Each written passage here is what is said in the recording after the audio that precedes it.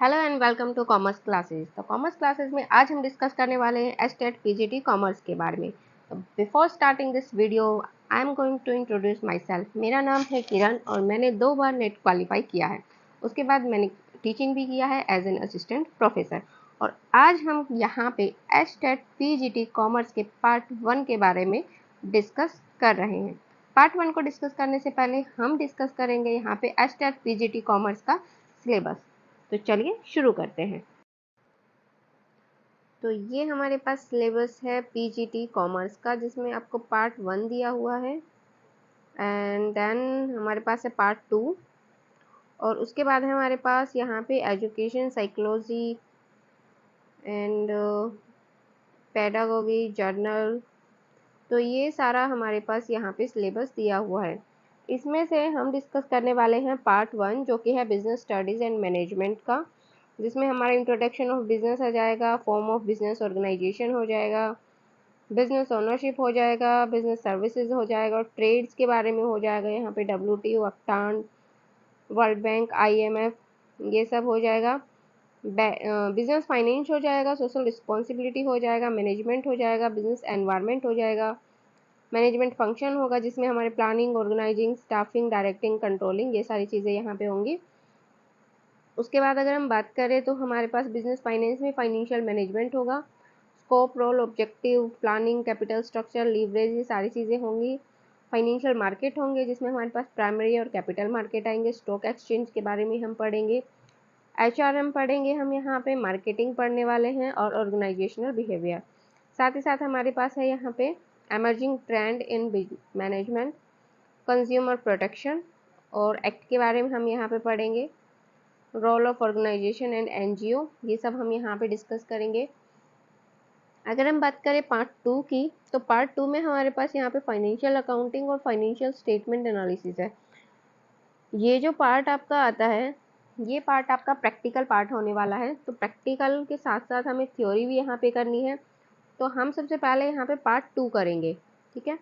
And part 2 में हमारे पास आता है अकाउंटिंग, जिसमें इसकी कैरेक्टरिस्टिक्स, ऑब्जेक्टिव, अकाउंटिंग प्रिंसिपल, ये जो पूरा पार्ट 2 है ये हमारा आज का सेशन में हम डिस्कस करने वाले हैं, ठीक है। और नेक्स्ट हमारे पास जब हमारे प्रोसेसिंग, अकाउंटिंग ये आगे जो आने वाला है, आने वाले लेक्चर्स में हम ये सारा कवर कर लेंगे, ठीक है। तो accounting for depreciation, provision, reserve, bill of exchange, NPO ये सारे हम आगे आने वाले लेक्चर्स में डिस्कस करेंगे। जॉइंट स्टॉक कंपनी हो गया, शेयर कैपिटल टाइप्स कितने तरह के होते हैं, how we allot, forfeit and reissue shares, debentures उनके टाइप्स ये सब हम डिस्कस करेंगे। फाइनेंशियल स्टेटमेंट होगा, इसमें हमारे पास कौन कौन से फाइनेंशियल स्टेटमेंट होते हैं, accounting ratio, fund flow statement, cash flow statement ये सब हम डिस्कस करेंगे। कॉस्ट अकाउंटिंग है, इसमें कंप्यूटर से रिलेटेड अकाउंटिंग है और DBMS के बारे में यहाँ पे बताया गया है। साथ ही साथ इन्फ्लेशन अकाउंटिंग और human resource accounting for human resource of an organisation और सोशल रिस्पॉन्सिबिलिटी। तो ये सारा जो आपका जो आपका सिलेबस बनता है पार्ट 1 और पार्ट 2 ये हमारा PGT कॉमर्स के लिए है और इनसे रिलेटेड हम यहाँ पे पढ़ने वाले हैं। तो चलिए शुरू करते हैं।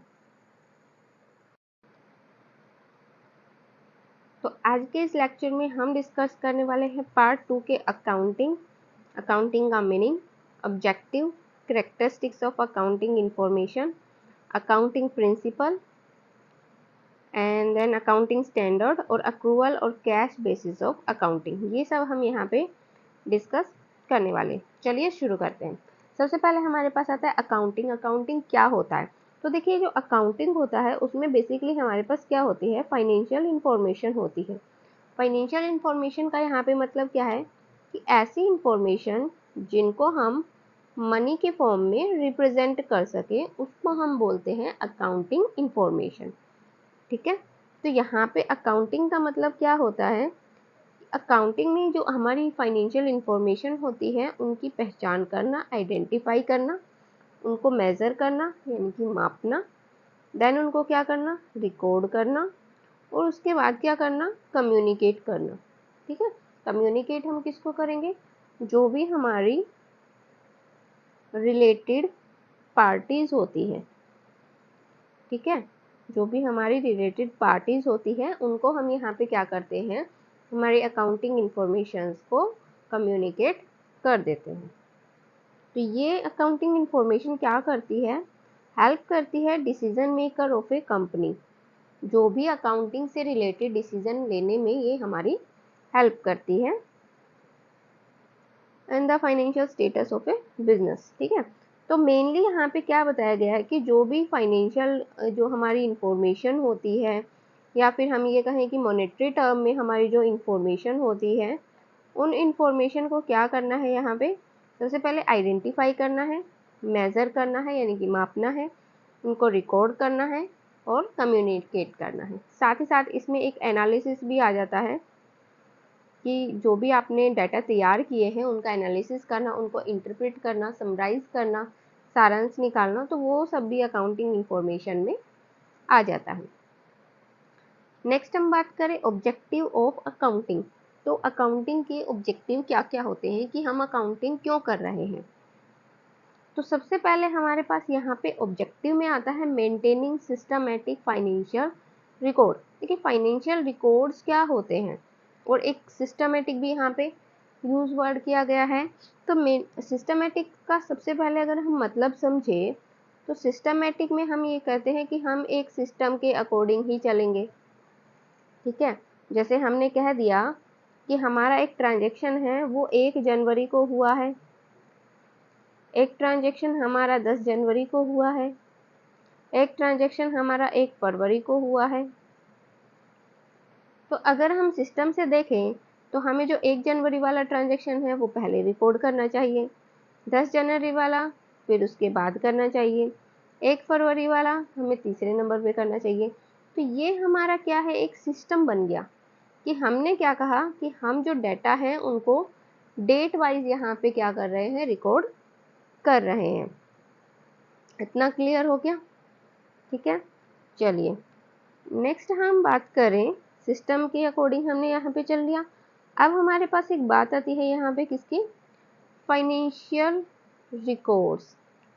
तो फाइनेंशियल क्या होते हैं, ऐसे ट्रांजेक्शन जो कि किससे रिलेटेड होते हैं, मनी से रिलेटेड होते हैं, वो हमारे कैसे ट्रांजेक्शन हो गए, फाइनेंशियल ट्रांजेक्शन हो गए। और फिर हमें क्या करना है, इनको रिकॉर्ड करना है, यानी कि हमारी जो बुक्स ऑफ अकाउंट हैं उनमें हमें क्या करना है, इनको लेखा जोखा इनका करना है।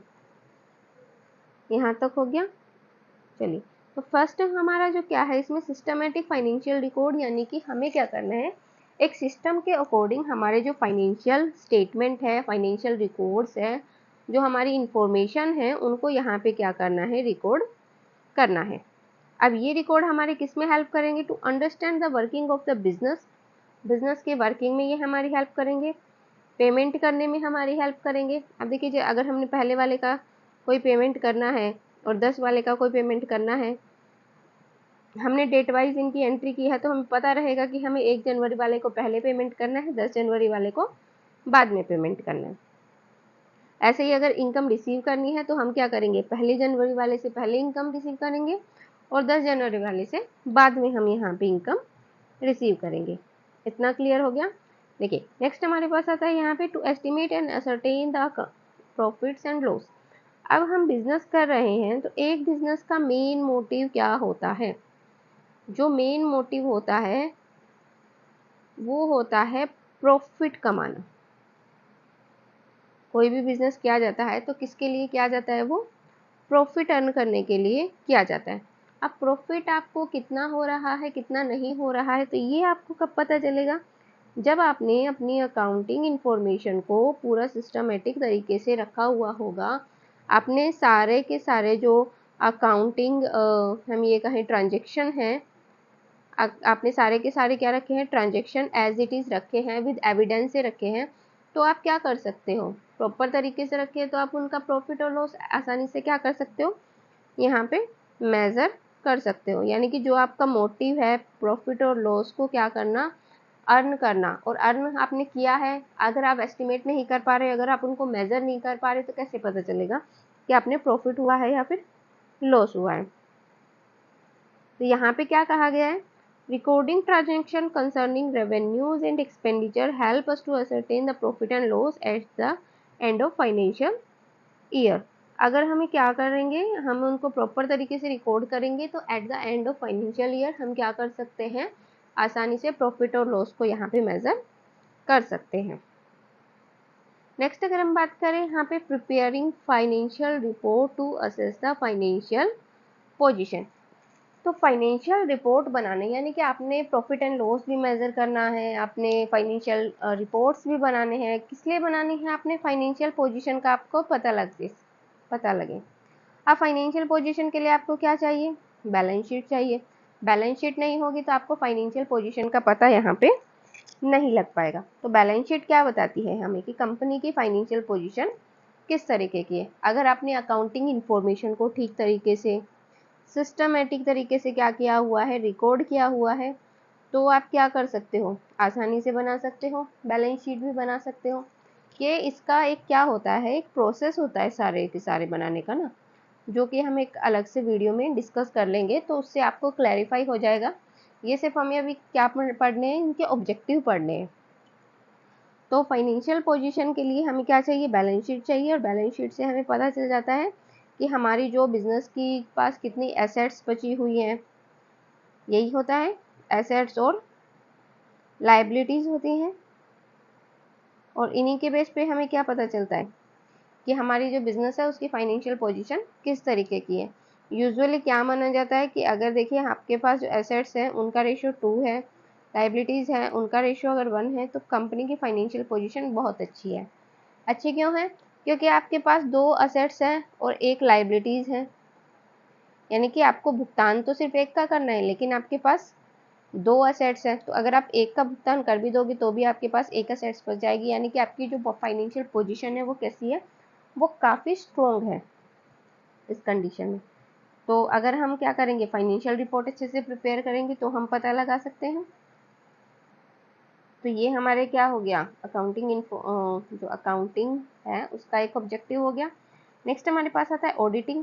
देखिए ऑडिटिंग में क्या पता चलता है, ऑडिटिंग में पता चलता है कि हमारी जो कुछ भी कमियां रह गई हैं, ठीक है, हमारी कमियां रह गई है या फिर हमने कुछ गलतियां की हुई है, तो वो सारी की सारी गलती हमें किससे पता चलती है, हमारी ऑडिटिंग से पता चलती है। जब हमारी जो बुक्स ऑफ अकाउंट है उनको ऑडिट किया जाता है तो उनमें जो भी हमारी कमियां होती है वो वहाँ पे आ जाती है, और ऑडिटर हमें उनको रेक्टिफाई करने के लिए भी बोल देता है, यानी कि जो भी करेक्टिव वो डिसीजन लेने होते हैं वो भी हम यहाँ पे आसानी से ले सकते हैं। ऑब्जेक्टिव यहाँ पे समझ में आया। सबसे पहले क्या है कि हमें क्या करना है, सिस्टमेटिक तरीके से फाइनेंशियल रिकॉर्ड यहाँ पे मेंटेन करने हैं। नेक्स्ट हमारे पास क्या है, प्रॉफिट एंड लॉस को हम यहाँ पे क्या कर सकते हैं, एस्टिमेट कर सकते हैं। तो इसके लिए भी हम क्या करते हैं, अकाउंटिंग करते हैं।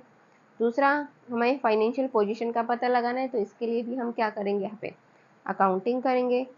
उसके बाद हम ऑडिटिंग करेंगे। ऑडिटिंग से भी क्या पता चलेगा कि हमारे जो खाते हैं वो ठीक तरीके से बनाए गए हैं या नहीं। तो ये भी क्या है, एक अकाउंटिंग में ही आता है, और अकाउंटिंग का क्या हो गया, ये उद्देश्य हो गया। नेक्स्ट क्या आता है यहाँ पे, फोरकास्ट करना फ्यूचर पेमेंट एक्सपेंडिचर और बजट का। देखिए अकाउंटिंग से आपको ये पता लगेगा कि आपको फ्यूचर में क्या क्या पेमेंट करनी है, तो फ्यूचर पेमेंट का आपको यहाँ पे पता लगेगा, ठीक है। नेक्स्ट हम बात करें एक्सपेंडिचर की और बजट की। देखिए एक्सपेंडिचर और बजट का कैसे पता चलेगा, फ्यूचर पेमेंट्स, मान लीजिए आपने किसी से 1 जनवरी को लोन लिया है, तो वो नेक्स्ट 6 मंथ में ड्यू करेगा, उस पर इंटरेस्ट ड्यू करेगा। हो सकता है मंथली ड्यू करता हो सकता है उसको 6 मंथली हो, क्वार्टरली हो, ईयरली हो, किसी भी तरीके से। अगर आपने अकाउंटिंग इन्फॉर्मेशन प्रॉपर तरीके से रखी हुई है तो आपको पता रहेगा कि कब ड्यू होगा, ठीक है। ऐसे ये क्या है, एक्सपेंडिचर का है, आपने किसी को पैसे देने हैं, अगर आपकी जो अकाउंटिंग इन्फॉर्मेशन एक प्रॉपर तरीके से है तो आपको पता रहेगा कि आपको एक्सपेंडिचर कब देना है। और अगर हम बात करें बजट की, तो बजट क्या होते हैं, पुराने वाले को देखकर नए वाले का एस्टिमेशन लगाना। मान लीजिए अभी चल रहा है 2023 और हमने क्या किया, 2022 वाले को देखकर ये एस्टिमेट लगाया कि पहले हमारी 10,000 की कॉस्ट थी और हम क्या कर रहे थे, 5,000 का यहाँ पे प्रोडक्शन कर रहे थे। अब हमें क्या करना है, यहाँ पे 10,000 का प्रोडक्शन करना है, तो हमारी कॉस्ट यहाँ पे कितनी आएगी। तो क्या हम इस चीज़ का यहाँ पे एस्टिमेशन कर सकते हैं कि हमारी कॉस्ट यहाँ पे कितनी आने वाली है। तो क्या आप हमें बता सकते हैं कि कॉस्ट कितनी आएगी। चलिए मैं बताती हूँ आपको कि कॉस्ट कितनी आएगी। देखिए 10,000 आपका एक्सपेंडिचर था और आप 5,000 की क्या कर रहे थे, वहाँ पे प्रोडक्शन कर रहे थे। तो यहाँ पे क्या हो जाएगा 10/5 और गुना में 10,000। अब की बार आपको 10,000 यूनिट का प्रोडक्शन करना है, तो आप इसको सीधा सीधा काट दीजिए, ये 2 पे कट जाएगा और यहाँ पे आ जाएगा 20,000। यानी कि आपको क्या करना होगा, 20,000 का एक्सपेंडिचर करना होगा, तब आप क्या कर पाओगे, यहाँ पे 10,000 का आप यहाँ पे यूनिट का प्रोडक्शन कर पाओगे। तो इस तरीके से बजट प्रिपेयर किए जाते हैं। आगे आने वाले लेक्चर में आपको बजट के बारे में पूरा डिटेल में करवा दिया जाएगा। तो एक ये भी क्या होता है, हमारा ऑब्जेक्टिव होता है कि फ्यूचर की पेमेंट्स, एक्सपेंडिचर और बजट का एस्टिमेशन करने के लिए भी हम क्या करते हैं, और जो अकाउंटिंग है वो करते हैं। ठीक है, चलिए तो नेक्स्ट हमारे पास आता है यहाँ पे कैरेक्टरिस्टिक्स ऑफ अकाउंटिंग। ये आपके सिलेबस में नहीं है, बट ये करना इंपॉर्टेंट है क्योंकि कैरेक्टरिस्टिक्स पूछी जा सकती है। ये एक प्रोसेस की तरह अगर आप याद करेंगे तो बहुत अच्छे से ये आपको क्लैरिफाई हो जाएगा।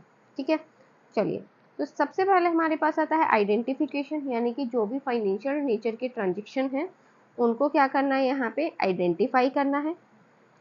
ठीक है, उसके बाद क्या करना है, मेज़र करना है इन ट्रांजेक्शन्स को कि किस तरीके से आप इनको वैल्यू दे सकते हो, मनी के रूप में वैल्यू दे सकते हो। चलो इसको एक एग्जाम्पल के थ्रू आपको बहुत अच्छे से क्लियर कर देते हैं। देखिए मान लीजिए आपका कोई एम्प्लॉय है, ठीक है, एम्प्लॉय है, ऑनेस्ट है, तो क्या आप इसकी ऑनेस्टी को मेजर कर सकते हो। हालांकि ये आपके बिजनेस के लिए बहुत ज़्यादा हेल्पफुल है, बहुत ज़्यादा मतलब ये बिजनेस लेके आता है आपके लिए, कस्टमर लेके आता है, ऑनेस्ट है, ऑनेस्टी है, इसकी वजह से आपको प्रॉफिट भी हो रहा है, लेकिन आप इसको वैल्यू में मेजर नहीं कर सकते। ठीक है, अगर आप इसको वैल्यू में मेजर नहीं कर सकते हो तो आपके लिए क्या हो गया, फाइनेंशियल ट्रांजेक्शन हुआ, ये फाइनेंशियल ट्रांजेक्शन आपके लिए नहीं हुआ है। ठीक है, चलिए नेक्स्ट एग्जांपल हम लेते हैं। मान लीजिए आपके पास कोई पेन है या आप पेन बनाते हो, आपने ये पेन, आप मिस्टर ए हो, आपने ये पेन मिस्टर बी को बेचा है 5 रुपए में, या फिर मान लीजिए आपने ये पेन इनको बेचा है, आपने ये पेन इनको बेच दिया। अब बेच दिया तो ये आपके लिए क्या हो गया, ट्रांजेक्शन हो गया, ट्रांजेक्शन हो गया। आपने इसको आइडेंटिफाई कर लिया कि ये हमारा क्या था, एक फाइनेंशियल ट्रांजेक्शन था। किस तरीके का ट्रांजेक्शन था, ये आपका एक फाइनेंशियल ट्रांजेक्शन था कि आपने एक पेन मिस्टर ए ने एक पेन एक बी को बेचा है, तो ये आपके पास कैसा हो गया, ट्रांजेक्शन हो गया। लेकिन आपको ये नहीं पता कि अब आपने ये पेन कितने रुपए में बेचा है। मान लीजिए आपने ये 5 रुपए में बेचा है, तो ये मॉनेटरी में हो गया, इसको ट्रांजेक्शन किया, मतलब आपने ट्रांजेक्शन किया, उसके बाद उसको मेजर कर लिया, कितने का था पेन, 5 रुपए का, तो इसकी वैल्यू कितनी आ गई, 5 रुपए की। तो ये आपने यहाँ पे क्या कर लिया, मेजर कर लिया। मतलब पहले क्या करना है, ट्रांजेक्शन को आइडेंटिफाई करना है, उनकी पहचान करनी है, देन उनको मेजर करना है। मेजर कैसे करेंगे, वैल्यूज में, मॉनेटरी टर्म में हम उनको मेजर करेंगे। क्वांटिटी में हमें कोई मतलब नहीं है। मान लीजिए हम ये कहें कि हमारे पास 20 चेयर्स हैं, तो ये हमारे पास क्या है, क्वांटिटी है, जो कि हम अकाउंटिंग में नहीं शो करते। लेकिन अगर हम ये कहें कि हमारे पास 2000 की कुर्सी है, तो ये हमारे पास क्या है, एक फाइनेंशियल ट्रांजेक्शन है, जिसको हम क्या कर सकते हैं, रिकॉर्ड कर सकते हैं। तो सबसे पहले हमारा आइडेंटिफिकेशन हो गया, देन क्या हो गया, हमारा मेजरमेंट यहाँ पे हो गया। नेक्स्ट हम बात करें रिकॉर्डिंग की। मेजर हमने कर लिया, अब हमें क्या करना है, हमारी जो प्राइमरी बुक्स होती हैं उसमें हमें क्या करना है, इनमें इनको रिकॉर्ड करना है। तो रिकॉर्ड करने के लिए हमारे पास सबसे पहले क्या आता है, यहाँ पे जर्नल आता है और सब्सिडरी बुक्स आती है, जिसमें cash journal, cash book, purchase day book, sales day book, ये सारी बुक्स यहाँ पे इंक्लूडेड होती है। मतलब छोटी छोटी बुक्स होती है जिसमें हम लिखते हैं कि डे टू डे हमने कितना परचेज किया है, कितना सेल किया है, कौन कौन सी ट्रांजेक्शन्स हमने किए हैं, तो वो सारी चीज़ें हम यहाँ पे रिकॉर्ड करते हैं। ठीक है, नेक्स्ट हमारे पास आता है क्लासीफाइंग। क्लासीफाइंग में क्या होता है, यानी कि वर्गीकृत करना। हम क्या करते हैं, जो भी हमने जर्नल में हमने जो भी एंट्रीज की हुई होती है उनको हम अकाउंट में पोस्टिंग कर देते हैं। जब हम जर्नल से लेजर में ट्रांसफ़र करते हैं बैलेंस को, या फिर अकाउंट के जो भी ट्रांजेक्शन्स हैं उनको हम ट्रांसफ़र करते हैं, तो उसको बोला जाता है पोस्टिंग। ये आपको याद रखना है, 1 नंबर में आ सकता है। तो उसको यहाँ पे क्या बोला जाता है, पोस्टिंग बोला जाता है। एग्जाम्पल यहाँ पे दिया हुआ है, क्या कहा गया है कि जो भी आपके परचेज से रिलेटेड आइटम है, यानी कि आपने जितने भी गुड्स वगैरह परचेज किए हैं वो सारे के सारे आप किस में ट्रांसफ़र कर दोगे, परचेज अकाउंट में। ऐसे ही आपके जितने भी सेल से रिलेटेड होते हैं उसको आप किस में ट्रांसफ़र कर दोगे, सेल से रिलेटेड अकाउंट में ट्रांसफ़र यहाँ पे कर देंगे। ठीक है। नेक्स्ट हमारे पास होता है यहाँ पे समराइजिंग। समराइजिंग में क्या होता है, हम सारांश तैयार करते हैं। अब जितने भी आपने लेजर में अकाउंट बनाए हैं उनका कुछ ना कुछ यहाँ पे क्या होता है, बैलेंस होता है, और इन सब का बैलेंस फिर ट्रांसफ़र किस में किया जाएगा, ट्रायल बैलेंस में।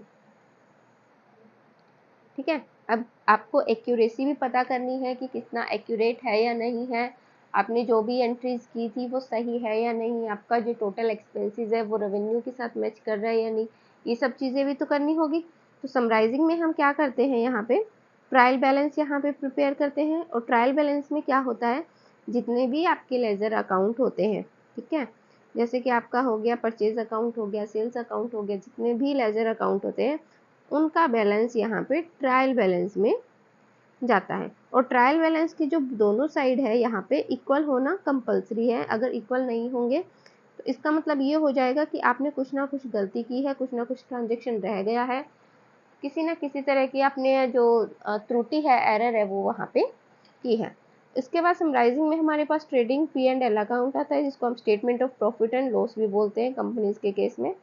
और साथ ही साथ हमारा आता है यहाँ पे बैलेंस शीट। तो ये भी हम क्या करते हैं, यहाँ पे समराइजिंग में प्रिपेयर करते हैं।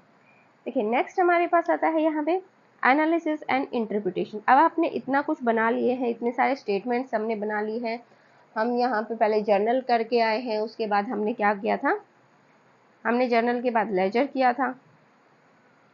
पहले हमने जर्नल किया था, जर्नल के बाद हमने लेजर किया था, उसके बाद हमने क्या बनाया, ट्रायल बैलेंस बनाया, और इसके बाद हमने P&L और बैलेंस शीट हमने बनाई। तो इतना सब हमने बनाया है, तो इससे हम क्या करेंगे, निष्कर्ष निकालेंगे। निष्कर्ष हम कैसे निकालेंगे, प्रॉफिट एंड लॉस से हमारा क्या निष्कर्ष निकलेगा कि हमारी जो प्रॉफिटेबिलिटी है, हमारा जो प्रॉफिट है, इस साल हमें कितना प्रॉफिट हुआ है, ये निकलेगा। और बैलेंस शीट से हमें क्या पता चलेगा कि हमारी जो कंपनी है उसकी फाइनेंशियल पोजीशन किस तरीके की है, तो वो हमें यहाँ पे बैलेंस शीट से पता चलेगा। तो एनालिसिस और इंटरप्रिटेशन में हम यही करेंगे कि एनालिसिस करेंगे हमारे डेटा को, कि जो भी हमें रिक्वायरमेंट थी, हमें जो भी इंफॉर्मेशन चाहिए थी, क्या वो हमारी फुलफिल हुई है या नहीं हुई है।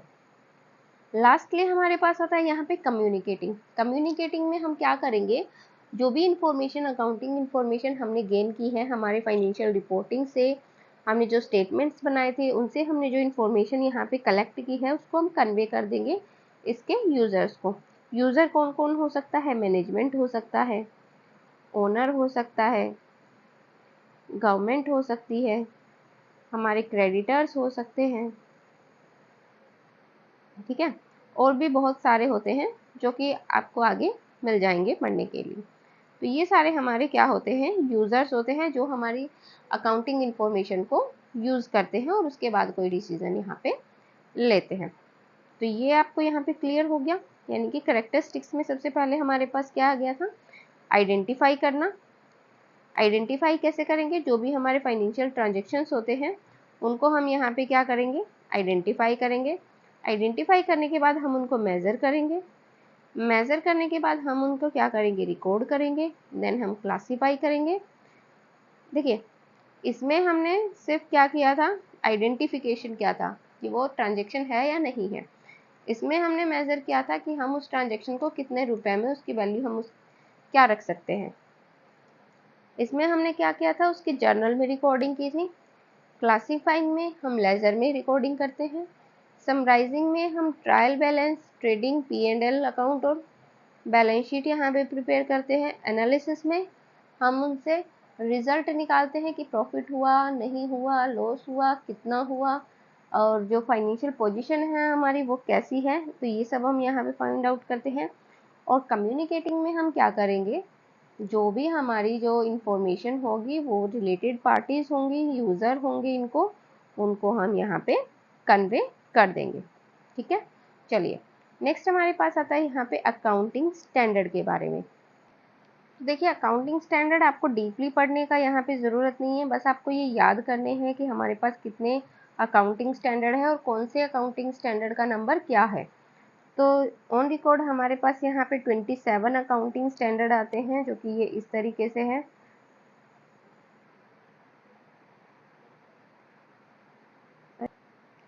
अब आपके पास ये टास्क आता है कि आप इनको लर्न कैसे करेंगे।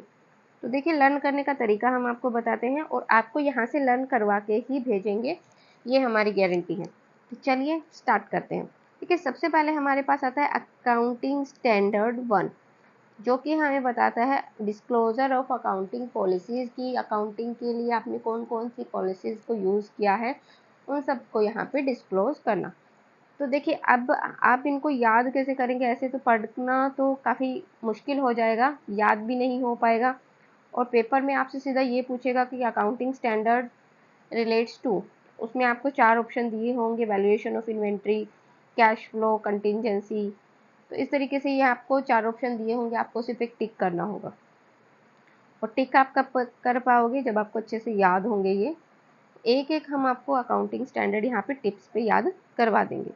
चलिए देखिए मान लीजिए कोई बिजनेस है, आप कोई बिजनेस कर रहे हो, ठीक है।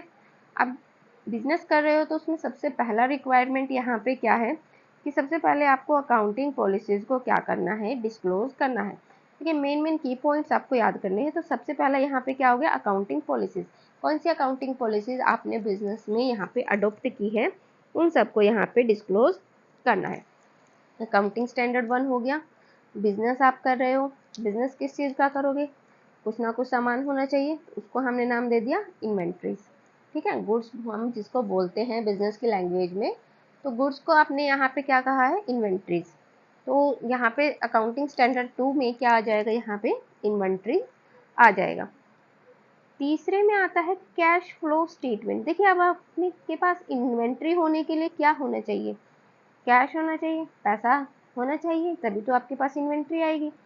तो आपने क्या करना है, बिजनेस आप कर रहे हो, अकाउंटिंग पॉलिसीज आपने देखी, उसके बाद आपने क्या कहा कि हमारे पास इन्वेंट्री तो है ही नहीं, हम किसका कौन सा माल हम बेचेंगे, कौन सा हम खरीदेंगे, उसके लिए इन्वेंट्री होनी चाहिए। और इन्वेंट्री खरीदने के लिए क्या होना चाहिए, हमारे पास पैसा होना चाहिए, यानी कि कैश होना चाहिए। तो अकाउंटिंग स्टैंडर्ड 3 हमारे लिए किसके लिए हो गया, कैश फ्लो स्टेटमेंट, यानी कि कैश फ्लो के लिए हो गया। देन हमारे पास आता है यहाँ पे अकाउंटिंग स्टैंडर्ड 4। अब कैश आपके पास आया तो आपको एकदम से याद आया कि अरे हमारी तो कुछ कंटिजेंसी थी, कुछ आकस्मिक ऐसी घटनाएं हो सकती है जिसके लिए हमें पे करना पड़ सकता है। तो अकाउंटिंग स्टैंडर्ड 4 आपका हो गया कंटिजेंसी के लिए, यानी कि आकस्मिकताओं के लिए। साथ ही साथ ये है event occurring after the balance sheet date, यानी कि बैलेंस शीट के बाद अगर कुछ हमारे हो जाते हैं, कुछ इवेंट्स हो जाते हैं, तो उसके लिए भी हमें कुछ पैसे यहाँ पे बचा के रखना है। अब पैसा बचाना है, पैसा है नहीं, आपको इन्वेंट्री भी खरीदनी है, फिर आपको क्या याद आता है कि अकाउंटिंग स्टैंडर्ड 5 के अकॉर्डिंग आपके पास कुछ ना कुछ यहाँ पे पहले का प्रॉफिट बचा हुआ है। अब ये देखिए प्रायर प्रॉफिट क्या होता है, प्रायर पीरियड क्या होता है, इस चीज़ को यहाँ पे समझना जरूरी है। तो पहले हम इसको ही डिस्कस कर लेते हैं। देखिए प्रायर पीरियड होता है, एक आपने बिजनेस स्टार्ट किया, ठीक है, और आपने बिजनेस कमेंस किया। कमेंस का मतलब भी शुरू ही होता है, लेकिन यहाँ पे कमेंस करने का मतलब है कि आपको जब बिजनेस शुरू करने का सर्टिफिकेट मिला, तो स्टार्ट किया और कमेंस किया यानी कि शुरू किया, इसके बीच का एक टाइम पीरियड होता है। ये टाइम पीरियड 6 मंथ का भी हो सकता है, 2 मंथ का भी हो सकता है, 1 मंथ का भी हो सकता है। इस टाइम पीरियड में आपने कुछ ना कुछ तो प्रोडिक्शन किया होगा, कुछ ना कुछ आपने यहाँ पे प्रॉफिट यहाँ पे अर्न किया होगा, हो सकता है आपको लॉस भी हुआ हो, लेकिन बिजनेस हमारा है तो हम क्या मान के चलेंगे कि हमने तो भैया प्रॉफिट ही किया है। आपने प्रॉफिट किया है, ठीक है। तो आपको कंटिजेंसी हुई तो साथ में आपको याद आया, अरे हमने तो बिजनेस शुरू करने से पहले कुछ ना कुछ क्या किया था, प्रॉफिट किया था। अब आपके पास क्या है, पैसा है, ठीक है। तो आपने क्या किया, इस पैसे को आपने कहीं लगाने को सोचा, क्योंकि पैसा है तो आपने सोचा कि चलो कुछ बनाते हैं। आपने क्या किया, यहाँ पे कंस्ट्रक्शन का काम यहाँ पे शुरू कर दिया, या फिर आप ये कह सकते हो कि कंस्ट्रक्शन के लिए आपने क्या किया है, कॉन्ट्रैक्ट किया है, ठीक है। ये आपके 1 से 7 तक के अकाउंटिंग स्टैंडर्ड हो जाते हैं। रिवाइज कर लेते हैं इसको। आपने क्या करना है, आपने एक बिजनेस करना है। बिजनेस के लिए सबसे पहले हमारे पास क्या होनी चाहिए, अकाउंटिंग पॉलिसीज होनी चाहिए। हमें पता होना चाहिए कि कौन कौन सी अकाउंटिंग पॉलिसीज को हम यहाँ पे चूज कर रहे हैं। तो accounting standard 1 relates to accounting policy. आपने बिजनेस शुरू करना है, अकाउंटिंग पॉलिसी आपने डिसाइड कर लिया, लेकिन मटेरियल आपके पास नहीं है, तो मटेरियल को आपने यहाँ पे क्या कह दिया, इन्वेंट्री। तो अकाउंटिंग स्टैंडर्ड 2 आपके किसको डिनोट करेगा, यहाँ पे इन्वेंट्री को डिनोट करेगा। इन्वेंट्री खरीदने के लिए आपको क्या चाहिए, कैश चाहिए, पैसा चाहिए, तो उसके लिए हो गया अकाउंटिंग स्टैंडर्ड 3। अब कैश जैसे ही आपके पास आया, आपको याद आया कि अरे कुछ मतलब ऐसी आकस्मिक घटनाएं भी हो सकती है जिसके लिए हमें पैसा चाहिए, तो अकाउंटिंग स्टैंडर्ड 4 आगे हमारा कंटिजेंसी के लिए, और event acting after balance sheet date, यानी कि बैलेंस शीट के बाद भी हमारे कुछ खर्चे हो सकते हैं, तो उसके लिए भी हमारे यहाँ पे अकाउंटिंग स्टैंडर्ड 4 आ जाएगा। खर्चे हो गए। अब खर्चे हमारे ज़्यादा हो गए तो अब हमें याद आया कि हमारे पास तो प्रॉफिट भी था। प्रॉफिट कैसा था, प्रायर पीरियड आइटम्स का, ठीक है। तो प्रायर पीरियड आइटम थे, वहाँ का प्रॉफिट था, तो उसको हम यहाँ पे अकाउंटिंग स्टैंडर्ड 5 में यूज़ कर सकते हैं। देन अकाउंटिंग स्टैंडर्ड 7, तो 7 यहाँ पे कंस्ट्रक्शन के लिए आएगा कि आपका प्रॉफिट कुछ बच गया है तो चलो कुछ बनाते हैं, कुछ कंस्ट्रक्शन का कॉन्ट्रैक्ट कर लेते हैं, कुछ बनवाने का काम करते हैं। तो ये हो गया हमारा अकाउंटिंग स्टैंडर्ड 7। अब आपके मन में एक डाउट आ रहा होगा कि अकाउंटिंग स्टैंडर्ड 6 कहाँ गया। देखिए, जो अकाउंटिंग स्टैंडर्ड 6 होता था वो डेप्रीशिएशन के लिए होता था, जो कि अकाउंटिंग स्टैंडर्ड 10 में अब मर्ज कर दिया गया है। इसलिए यहाँ पे हम पढ़ रहे हैं अकाउंटिंग स्टैंडर्ड 7। अकाउंटिंग स्टैंडर्ड 7 को आप ऐसे भी याद रख सकते हो कि इसमें स की आवाज़ आ रही है, इसमें भी सी, यानी कि कंस्ट्रक्शन, इसमें भी स की आवाज़ आ रही है। तो इस तरीके से आप इसको याद रख सकते हो। अदरवाइज जो हमारा प्रोसीजर है आप उससे याद रखो, बहुत अच्छे से आपको याद हो जाएगा। नेक्स्ट हमारे, अब यहाँ तक हमने पढ़ लिया, कंस्ट्रक्शन हमने कर लिया। कंस्ट्रक्शन करने के लिए अब हमें और पैसा चाहिए, तो हमारे पास यहाँ पे और रेवेन्यू आ गया, ठीक है। या फिर ये कहो कि आपने कंस्ट्रक्शन भी कर लिया और आपके पास कुछ ना कुछ यहाँ पे रेवेन्यू अभी भी बच गया है। अब रेवेन्यू बच गया तो आप क्या करोगे, आपने उससे प्रॉपर्टी खरीद ली, प्लांट लगा लिया, इक्विपमेंट खरीद ली, क्योंकि बिजनेस को तो हमें क्या करना है, आगे बढ़ाना है ना। तो 7 में हमारे पास यहाँ पे क्या था, कंस्ट्रक्शन हमने करवा लिया। उसके बाद 9 में हमारे पास कुछ रेवेन्यू बच गया है, ठीक है। अब रेवेन्यू बच गया है तो आपने क्या किया, उससे प्रॉपर्टी खरीद ली है, प्लांट लगा लिया है और इक्विपमेंट खरीद लिए हैं। अब ये सब खरीदने के पास आपके पास आपका जो बिजनेस है वो अच्छे से एक सेटअप तैयार हो गया है। सेटअप तैयार होने के बाद क्या हुआ कि आपके ही फेवर में कुछ और हो गया। कुछ और होने का मतलब यहाँ पे क्या है कि जो फॉरेन एक्सचेंज है उसमें यहाँ पे चेंज हो गया है कुछ ना कुछ, तो उसका आपके ऊपर क्या इफेक्ट पड़ने वाला है।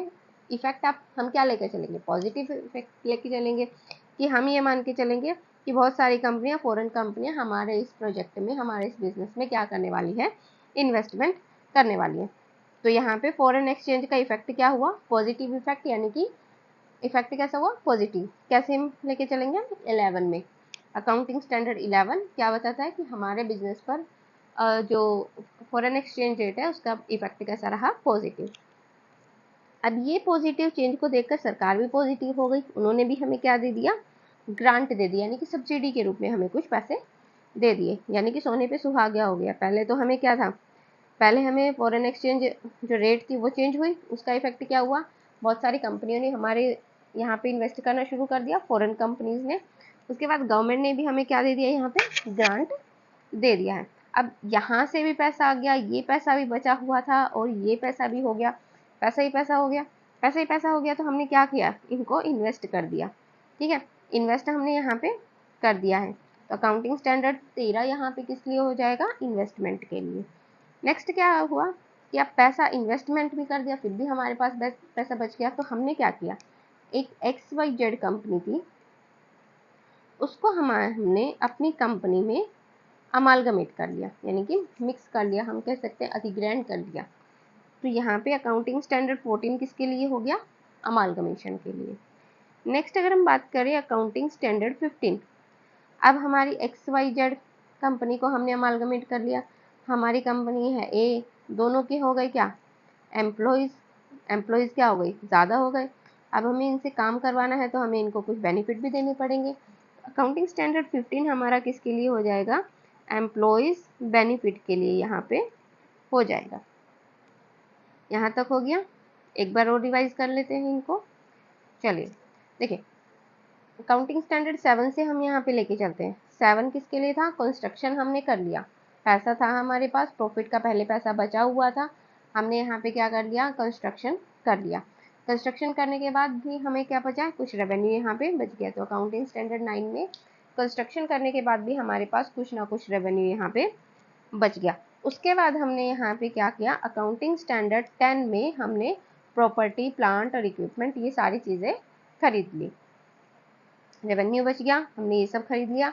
पॉजिटिव इफेक्ट क्या हुआ? अकाउंटिंग स्टैंडर्ड 11 में फॉरेन एक्सचेंज रेट चेंज हो गई, जिसके कारण विदेशी कंपनियां हमारे बिजनेस में आकर के इन्वेस्ट करने लगी। ठीक है, यानी कि उन्होंने हमें पैसा देना शुरू कर दिया। इन्वेस्ट मत याद रखिए, इन्वेस्ट से आपको ये वाला याद आ जाएगा। अब ये याद रखिए कि फॉरेन एक्सचेंज रेट का हमारे बिजनेस पर अच्छा असर पड़ा, बहुत सारी विदेशी कंपनियां हमारे यहाँ पैसा लगाने लग गई।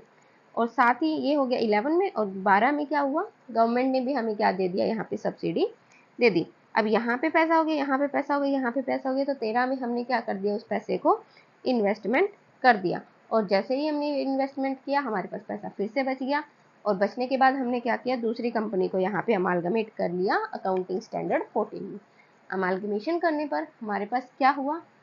एम्प्लॉयज़ बढ़ गए, एम्प्लॉयज़ को हमने क्या देना है? कुछ बेनिफिट देने हैं, तो अकाउंटिंग स्टैंडर्ड यहाँ पे 15 हो जाएगा। क्लियर? चलिए अब देखिए, आपने एम्प्लॉयज़ को क्या दिया था? यहाँ पे बेनिफिट दिया था।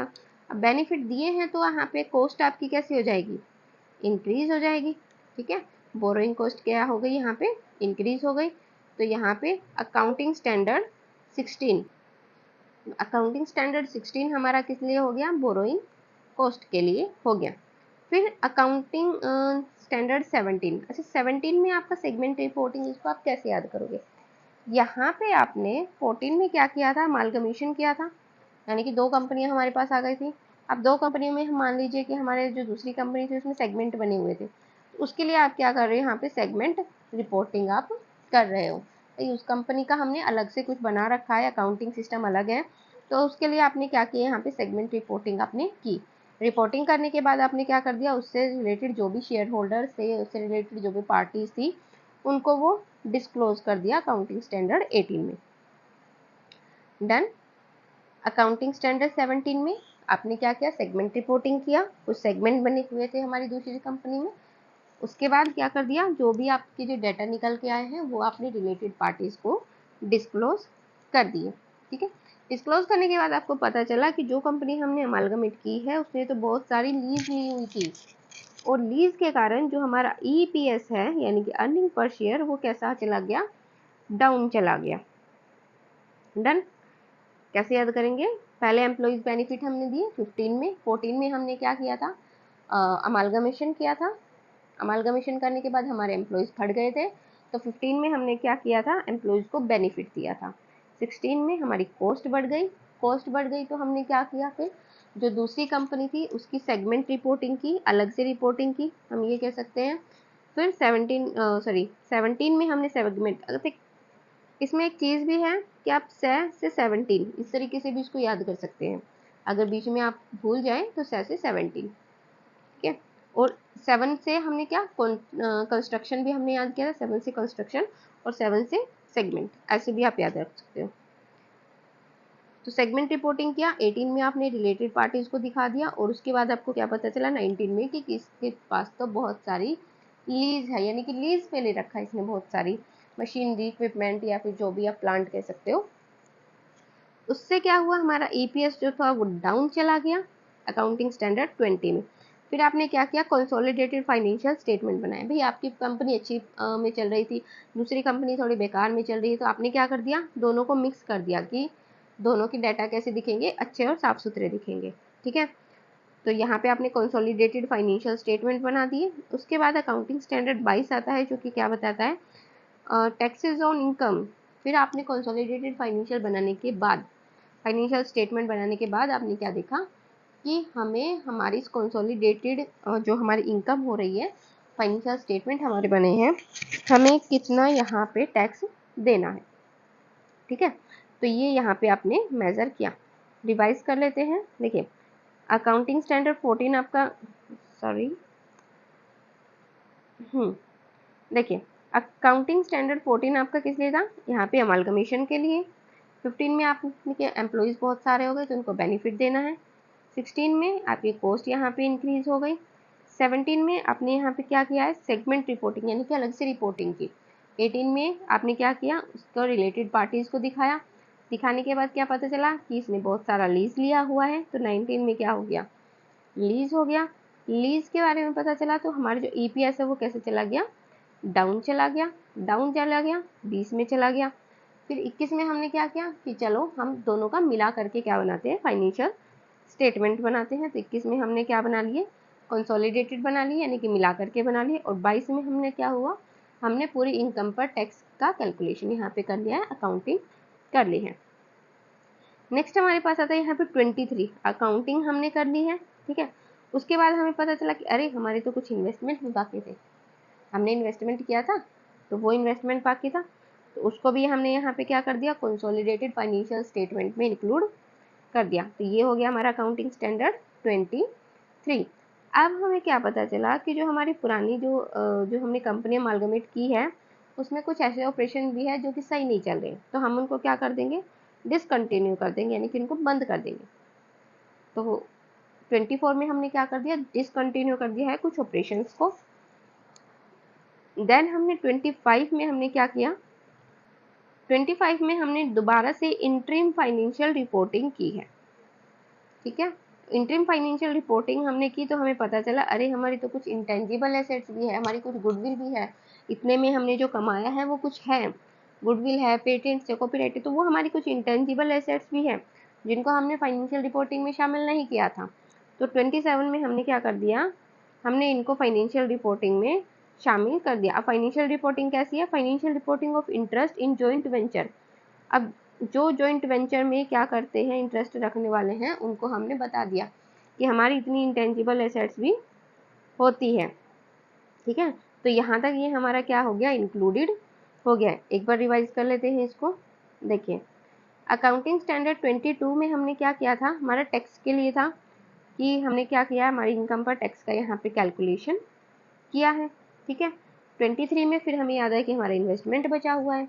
24 में हमने क्या कर दिया, जो बिजनेस नहीं चल रहा था, जो पुरानी कंपनी का बिजनेस नहीं चल रहा था, हमने उसको डिसकंटिन्यू कर दिया। 25 में हमने दोबारा से रिपोर्टिंग की है, कैसी, इंटरिम। और 26 में हमें क्या याद आया कि हमारी कुछ इंटेंजिबल एसेट्स है, उसको भी शामिल करना है। 27 में हमने दोबारा से क्या किया है, जो फाइनेंशियल रिपोर्टिंग है वो दोबारा से की है, जॉइंट वेंचर को ध्यान में रखते हुए।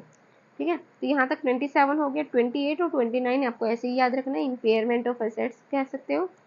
और नेक्स्ट आपका 29 आता है, वो है कंटिंजेंट लाइबिलिटीज और कंटिंजेंट एसेट्स के लिए। तो ये आपके 27 ऑन रिकॉर्ड अकाउंटिंग स्टैंडर्ड बनते हैं। आई होप कि आपको अच्छे से याद हो गए होंगे, और अगर याद नहीं हुए हैं तो आप एक बार इस वीडियो को दोबारा से चला करके देख सकते हैं, तो आपको अच्छे से 27 के 7 यहाँ पे जो अकाउंटिंग स्टैंडर्ड है वो बहुत अच्छे से आपको यहाँ पे याद हो जाएंगे। कुछ बेसिक पॉइंट आप याद रख लीजिए, जैसे 7 को कंस्ट्रक्शन हो गया, एक 3 वाला इम्पोर्टेंट है, 2 वाला आपका इम्पोर्टेंट है, ये आपकी इम्पोर्टेंट है। उसके बाद आपका ये इन्वेस्टमेंट वाला भी यहाँ पे इम्पोर्टेंट बनता है। रेवेन्यू ये आपका इम्पोर्टेंट बनता है। लीज वाला भी आपका इम्पोर्टेंट बनता है। तो ये कुछ इम्पोर्टेंट है जो कि आपको याद रखने हैं। एक ये आपका सेगमेंट रिपोर्टिंग 17, से सेगमेंट से 17। 19 लीज, ये तो आपको ऐसे ही याद रखना है, बाकी आप ट्रिक से भी याद कर सकते हो। उसके बाद आपका यहाँ पे एक इंटेंजिबल एसेट्स के लिए यहाँ पे इम्पोर्टेंट बनता है, और एक आपका बनता है यहाँ पे, बस यही इम्पोर्टेंट बनते हैं जो कि आपको अच्छे से ही लर्न करने हैं। ट्रिक से आपको सारे याद हो जाएंगे, आप सारे के सारे लर्न कर सकते हो इजीली। ठीक है, चलिए नेक्स्ट हमारे पास आता है अकाउंटिंग इंफॉर्मेशन की कैरेक्टरिस्टिक्स। ये आपके सिलेबस में दी हुई है तो ये इम्पोर्टेंट भी हो जाती है। तो देखिए सबसे पहले हमारे पास जो अकाउंटिंग इंफॉर्मेशन है वो कैसे होनी चाहिए, समझने योग्य होने चाहिए, यानी कि जो भी आपने प्रिपेयर किया है उसको आप आसानी से समझ सके। इस तरीके से आपको अकाउंटिंग इंफॉर्मेशन को तैयार करना है कि कोई भी अगर आपके डाटा को उठा करके देखे तो वो क्या कर सके, आसानी से उनको समझ सके, उनको समझ में आ सके कि हाँ कंपनी को क्या हो रहा है, प्रॉफिट हो रहा है, लॉस हो रहा है, और एसेट्स कितनी है, लाइबिलिटीज़ कितनी है, तो ये सारी चीज़ें उनको आसानी से पता चल सके। दूसरा हमारे क्या से होने चाहिए, डाटा रेलिवेंट होने चाहिए, इररेलिवेंट नहीं होनी चाहिए, मतलब जो भी अकाउंटिंग इंफॉर्मेशन में हेल्प करे इस तरीके की इंफॉर्मेशन होनी चाहिए। इररेलिवेंट इंफॉर्मेशन तो कहीं पे भी किसी भी यूज़ में नहीं आती है। तो इस तरीके से जो अकाउंटिंग इंफॉर्मेशन है वो कैसी होनी चाहिए, रेलिवेंट होनी चाहिए। जो भी आप डेटा तैयार कर रहे हो, आप बैलेंस शीट तैयार कर रहे हो, आप P&L तैयार कर रहे हो, तो उनके उपयोग में आने वाली इंफॉर्मेशन होनी चाहिए। ठीक है, कंसिस्टेंसी का मतलब यहाँ पे क्या है कि जो भी आपने फर्स्ट ईयर में जो भी रूल्स रेगुलेशन यहाँ पे यूज़ किए हैं, आने वाले सालों में भी आपको वही रूल्स और रेगुलेशन यहाँ पे फॉलो करने हैं। तो ये कंसिस्टेंसी वाला मेथड कहता है। ठीक है, कंसिस्टेंट होनी चाहिए डाटा, अलग अलग नहीं होनी चाहिए। अलग अलग होंगे तो हम उसका आसानी से क्या नहीं कर पाएंगे, कंपेयर नहीं कर पाएंगे। अब मान लीजिए आप ही की कंपनी है, आपकी कंपनी ए है, किसी और की कंपनी बी है, आपने कुछ और मतलब रूल्स और रेगुलेशन को फॉलो किया है, इसने कुछ और रूल्स रेगुलेशन को फॉलो किया है। अगर आपकी जो प्रॉफिटेबिलिटी है वो मेज़र करनी हो तो क्या हम मेज़र कर पाएंगे? बिल्कुल नहीं कर पाएंगे। कैलकुलेट कंपेयर ही नहीं कर पाएंगे। क्यों नहीं कर पाएंगे? क्योंकि आपकी पॉलिसीज़ अलग अलग है यहाँ पे। ठीक है, तो पॉलिसीज़ कैसे होनी चाहिए, जो कि सार्वजनिक है, जो कि हम कहते हैं अकाउंटिंग प्रिंसिपल पर बेस्ड है। अकाउंटिंग प्रिंसिपल नेक्स्ट लेक्चर में हम डिस्कस करेंगे, तो वैसी होनी चाहिए यहाँ पे। ओके, नेक्स्ट हम बात करें, रिलायबल होनी चाहिए, विश्वसनीय होनी चाहिए। विश्वसनीय आपके डेटा कब होंगे? देखिए जैसे कहते हैं कि अदालत क्या मांगती है, सबूत मांगती है, ऐसे ही अकाउंटिंग में भी क्या क्या होना चाहिए, सबूत होनी चाहिए, एविडेंस होनी चाहिए, प्रॉपर वाउचर होनी चाहिए, proper cash memo, credit memo सब होना चाहिए, तभी क्या मानी जाएंगी, वो रिलायबल मानी जाएंगी। ठीक है, आपने कोई ट्रांजेक्शन किया है, आपके उस पास उसका बिल ही नहीं है, तो कौन कहेगा कि आपने वो ट्रांजेक्शन किया है? तो क्या होना चाहिए, प्रॉपर बिल उसका होना चाहिए, तभी वो डेटा कैसे माने जाएंगे, रिलायबल होने जाएंगे।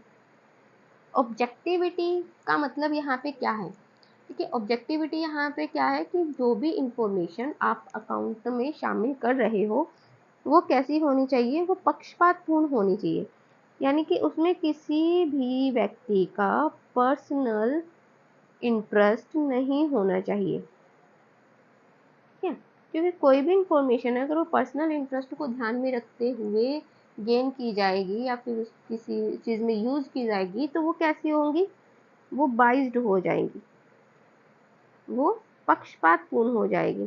तो हमें बाइज्ड डाटा नहीं रखने हैं, हमें बिल्कुल अपक्षपातपूर्ण डाटा रखने हैं। तो ऑब्जेक्टिविटी यहाँ पे कैसी करनी है कि पर्सनल इन्फ्लुएंस नहीं होना चाहिए, प्रभावित नहीं होनी चाहिए वो पर्सनली किसी के जजमेंट से, बिल्कुल जो भी सत्य है, जो भी वास्तविकता है उस पर वो आधारित होनी चाहिए। ठीक है, चलिए नेक्स्ट हमारे पास यहाँ पे आता है difference between cash basis and accrual basis of accounting. अब देखिए कैश बेसिस क्या होता है, देख नाम से ही डिनोट हो रहा है कि कैश, जो भी ट्रांजेक्शन है हमारा अगर कैश में हो रहा है तो इंक्लूडेड, और कैश में नहीं है तो एक्सक्लूडेड। ठीक है, इसका सीधा सिंपल सा फंडा यही है कि जो भी डाटा आप इस बेसिस पर, कैश बेसिस पर आप रिकॉर्ड कर रहे हो वो सारे के सारे कैसे होने चाहिए, कैश में होने चाहिए। एक्रूवल बेसिस क्या कहता है कि अगर आपको कैश नहीं भी मिला है, मान लीजिए आपने कोई ट्रांजेक्शन कर दिया है, ठीक है, आपने कोई ट्रांजेक्शन कर दिया है, 10,000 का आपने कोई ट्रांजेक्शन कर दिया है और सामने वाले ने आपसे ये कहा है कि वो आपको आफ्टर 10 डेज आपको क्या करेगा, पेमेंट करेगा, तो आपके हिसाब से वो ट्रांजेक्शन हो गया है तो आप इसको अपनी बुक्स ऑफ अकाउंट में रिकॉर्ड कर दोगे। पैसा मिलना वो बाद की बात है, लेकिन अक्रूवल बेसिस में क्या है, आप उसको अक्रूव्ड इनकम लिख के क्या कर दोगे, वहाँ पे एंट्री उसकी कर दोगे। ठीक है, इस तरीके से ये कैश बेसिस और जो अक्रूवल बेसिस का कॉन्सेप्ट यहाँ पे चलता है। क्लियर करने के लिए इसके डिफरेंस को समझ लेते हैं। सबसे पहले हमारे पास आता है, देखिए कैश बेसिस में क्या होता है, ये इफेक्ट करता है इनफ्लो और आउटफ्लो ऑफ कैश को, कि कैश आपके पास कितना आया और कितना गया, उस चीज से ये इफेक्ट होता है। यहाँ पर इतना ज़्यादा कैश का इफेक्ट नहीं पड़ता है, जब कलेक्ट होगा, पेड कब होगा, कलेक्ट कब होगा, उस चीज़ का यहाँ पे इफेक्ट नहीं पड़ता है। ट्रांजेक्शन हो गया, उसको रिकॉर्ड कर दो, वो अक्रूड और इनकर्ड में करके अर्न करके हम क्या कर देते हैं, उसको शामिल कर दे, यानी कि हमने इनकम अर्न तो कर ली, अर्न बट नॉट रिसीव, इस तरीके से हम क्या कर देते हैं, उसको शामिल कर लेते हैं। नेक्स्ट हम बात करें तो ये सिंपल होता है, देखिए क्योंकि कैश कैश की हम लेके चले तो सिंपल तो होगा ही, और ये थोड़ा सा मेथड कैसा हो जाता है, कॉम्प्लेक्स हो जाता है, क्योंकि हम इसमें कैश और क्रेडिट दोनों को लेके चल रहे हैं। कैश बेसिस में क्या होता है, आपका इनफ्लो और आउटफ्लो ऑफ कैश को बताता है, और सिंगल एंट्री पर ये बेस्ड होता है। ठीक है, आया है तो लिख दो, गया है तो लिख दो, सिंगल एंट्री पर बेस्ड होता है। इसमें हम क्या करते हैं, दोनों पार्टीज के नाम लिखे जाते हैं, जिसको हमने क्रेडिट में दिया है या फिर जिससे हमने लिया है, दोनों के यहाँ पे नाम लिखे जाते हैं। तो ये डबल एंट्री सिस्टम पे यहाँ पे बेस्ड होता है। तो ये कैसा होता है, lower income statement show A relatively lower income under cash basis of accounting. देखिए कैश में तो आपका कोई भी बिजनेस कर रहे हो तो इनकम कैसी होगी, आपकी कम होगी, जब तक क्रेडिट नहीं होगा आपका जो बिजनेस है वो नहीं चलेगा। और क्रेडिट बेसिस में, यानी कि आप अक्रूवल बेसिस में कहोगे तो इनकम आपकी कैसी होगी, ज़्यादा होगी, क्योंकि आप क्रेडिट में भी चीज़ें प्रोवाइड करवा रहे हो, आप जो टाइम पीरियड है उसमें भी आप क्या करवा रहे हो, चीज़ें प्रोवाइड करवा रहे हो। तो ये आपका कैसा हो जाएगा, हाईयर इनकम को शो करेगा। ये इसमें जो एक्यूरेसी होती है वो लो होती है, क्योंकि आधी तो इन्फॉर्मेशन आपने कलेक्ट की ही नहीं है, आप तो सिर्फ कैश वाली उठा रहे हो। ठीक है, तो इसमें कैसी एक्यूरेसी होती है, यहाँ पे कम होती है। इसमें ज़्यादा एक्यूरेसी होती है, क्योंकि आपने कैश वाले के साथ साथ अक्रूवल, यानी कि जो आपने अर्न कर ली है लेकिन रिसीव नहीं हुई है, आप उसको भी शो कर रहे हो। तो ये हमारे पास ज़्यादा रिलायबल होते हैं, ज़्यादा एक्यूरेट डेटा होते हैं। नेक्स्ट हम बात करें तो यहाँ पे क्या होते हैं, इनको हम ऑडिट नहीं करवा सकते, ऑडिट करवाना ज़रूरी भी नहीं होता, क्योंकि अकाउंटिंग प्रिंसिपल की हम बात करें तो उसके अकॉर्डिंग ये नहीं आते हैं। और अकाउंटिंग प्रिंसिपल जब हम पढ़ेंगे नेक्स्ट लेक्चर में, जब हम अकाउंटिंग प्रिंसिपल पढ़ेंगे, उसमें हम आपको बताएंगे कि एक जो रूल है वो, यहाँ पे जो कॉन्सेप्ट है वो अप्रूवल बेसिस पर काम करता है। ठीक है, तो अक्रूवल बेसिस पर एक जो आपका कॉन्सेप्ट है वो काम करता है, इसलिए डाटा कैसे होते हैं, इनको ऑडिट आराम से करवा सकते हैं। माइक्रो और स्मॉल बिजनेस के लिए यूज़फुल होता है, और ये कैसे, लार्ज कॉर्पोरेशन के लिए यूज़फुल होता है। माइक्रो में क्या होता है, सिर्फ कैश पे भी चलेंगे तो भी काम चल जाएगा, लेकिन अगर आप बड़ा व्यापार कर रहे हो तो उसमें आपको क्रेडिट तो देना ही पड़ेगा, अदरवाइज आपका बिजनेस ग्रो नहीं कर पाएगा। ठीक है, तो ये और ये वाला जो रूल है ये आपको याद रखना है कि ये अकाउंटिंग प्रिंसिपल में यूज़ होता है अक्रूवल बेसिस। एक कॉन्सेप्ट है अक्रूवल बेसिस का जो हम कल डिस्कस करेंगे, उसमें ये बहुत ज़्यादा यूज़फुल होता है, जबकि कैश बेसिस इतना यूज़फुल नहीं होता है।